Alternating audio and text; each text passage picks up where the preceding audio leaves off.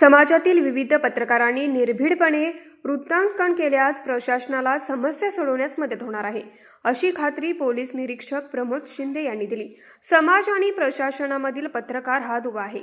पत्रकारांनी राजकीय आघाड्यांचा पुरस्कार न करता समाज परिवर्तनासाठी लोकशाहीच्या चौथ्या स्तंभाची मूल्ये जोपासली तर समाज परिवर्तनाची क्रांती होईल, असे आवाहन पोलीस निरीक्षक शिंदे यांनी व्यक्त केले.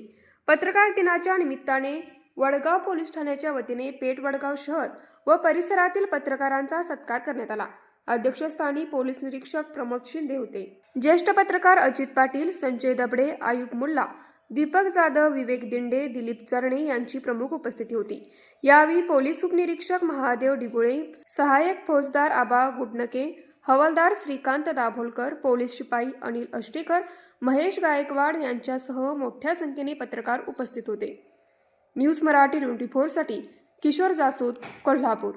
हे आहे गोकुळचं श्रीखंड. अगदी जिभेवर रेंगाळणारं. जिभेवरच नाही तर मनावरही रेंगाळणारं. गोकुळ श्रीखंड, मनावर रेंगाळणारं.